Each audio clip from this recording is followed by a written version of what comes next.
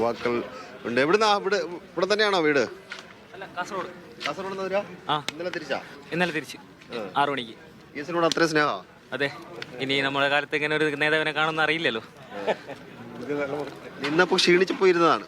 ആഹാരമൊക്കെ കഴിച്ചാ? ആഹാരം കഴിച്ചു, ഉറങ്ങിയിട്ടില്ല ഇന്നലെ മുതൽ. അതെ. ഒരുപാട് കയ്യൂർ സഖാക്കളുണ്ട്. 43 പേരുണ്ട്. കയ്യൂച്ചിമേനി പഞ്ചായത്ത്. ഈ അമ്പലപ്പുഴ കഴിഞ്ഞതേ ഉള്ളൂ, കുറച്ചുകൂടെ കഴിയും വരാൻ വേണ്ടി. എന്നാലും കുഴപ്പമില്ല, ഇവിടെ നിൽക്കും. വൈകിയാലും കണ്ടിട്ടേ പോലും VS അവസാന വർഷം ഒന്ന് കാണുക എന്നതാണ്.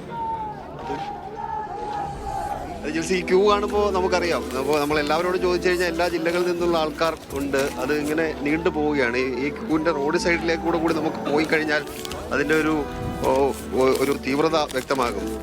ഇപ്പോൾ 21 മണിക്കൂർ കഴിഞ്ഞു തിരുവനന്തപുരത്ത് നിന്ന് പുറപ്പെട്ടിട്ട്. 21 മണിക്കൂർ സാധാരണഗതിയിൽ ഒരു വിലാപയാത്ര കടന്നു പോകുമ്പോൾ 21 മണിക്കൂർ എടുക്കുക എന്ന് പറയുമ്പോൾ തന്നെ നമുക്ക് മനസ്സിലാകും അതിന് എത്രത്തോളം ആൾക്കാർ ഈ റോഡിൻ്റെ 2 സൈഡിലായിട്ട് നിന്ന് VS അച്യുതാനന്ദനെ അവസാനമായി കാണാൻ വേണ്ടി ഒന്ന് ശ്രമിച്ചു എന്നുള്ളത് ഈ 21 മണിക്കൂറിൻ്റെ യാത്ര കൊണ്ട് മനസ്സിലാകും. ഇന്നലെ ഏതാണ്ട് ഒരു പുലർച്ചെ 3:30 കൂടിയാണ് കൊല്ലം ജില്ലയിലെ ചാത്തന്നൂർ എന്ന് പറയുന്ന സ്ഥലത്ത് VS അച്യുതാനന്ദൻ്റെ വിലാപയാത്ര എത്തുന്നത്. അവിടെ കണ്ട ജനത്തെ ചിലപ്പോൾ വാക്കുകൾ കൊണ്ട് വിവരിക്കാനാവില്ല. അത് അത്രയും ജനം അവിടെ ഉണ്ടായിരുന്നു. VS കാണാൻ വന്നതാ? അതെ, കാണാൻ വന്നാണ്.